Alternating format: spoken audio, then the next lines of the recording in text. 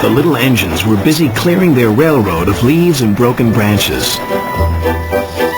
Peter, Sam, and Rusty often worked together. One day, Rusty helped Peter Sam to a water tower.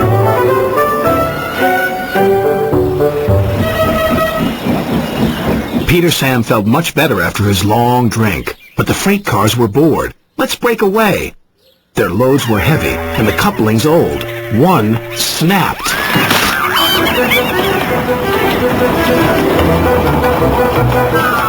"Faster, faster!" shouted the freight cars. A sign read "Slow steep bends and ravine ahead," but the silly cars never saw it.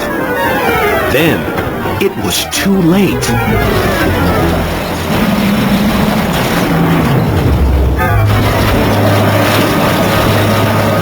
Peter Sam arrived at the scene of the disaster. His driver sighed. "This was our fault. We didn't secure them properly. We'll have to get help to pull them out." Sir Topham Hatt will be very annoyed. And he was. "You will work in the yards until I can trust you again." Duncan was delighted with Peter Sam's dilemma. "Fancy not securing your freight cars on a hill. They'll come back to spook you and your special funnel." "Woo! And who's to say you're not afraid of ghosts?" snapped Rusty. "Ghosts? Things that go bump in the night? Rubbish! Well, I'll tell you a story that will make your funnel quiver," Rusty said. A long time ago, a little engine was returning home. It was a misty, moonlit night.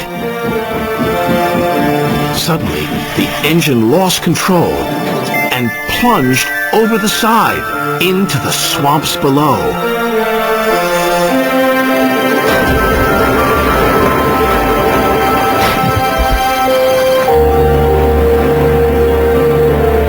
He was never found again. But many a workman will tell you that when the moon is full, they have seen the little engine trying to get home. But he never reaches the other side. So what do you think of that, Duncan? "Rubbish," replied Duncan. Never mind him, Peter Sam. He'd be frightened if he really saw a ghost. This gave Peter Sam's driver an idea. "Let's play a trick on Duncan." The next day he spoke to Duncan's driver and fireman, who agreed. "We'll do it tonight." Duncan had to take coal cars to the slate mines and then bring cars back. Duncan's driver decided as part of the plan to cross the old iron bridge. "Haunted bridge! Rubbish!" snorted Duncan. "It's as tame as a pet rabbit." But all the same, he kept thinking about Rusty's story. When dusk fell, he was keen to leave. "If we don't go now, Scarloey will take my favorite place in the sheds." "We have to collect our cars first," his driver replied. He could see their plan was working because Duncan was nervous. When night fell, they set off. The mists were rising around the old iron bridge. Duncan whistled, and the sound echoed everywhere.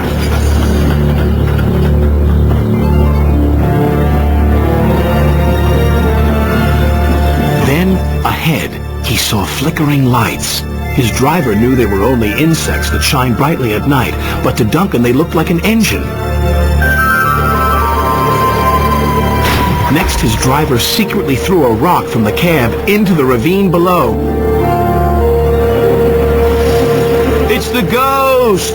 Take me back! Take me back, please!" When Duncan reached the safety of his shed, he closed his eyes tightly. "Spooked, are you, Duncan?" laughed his driver. "No, I'm asleep," and Duncan refused to open his eyes. He did, though, when he thought his driver wasn't looking, just to make sure that he was still there.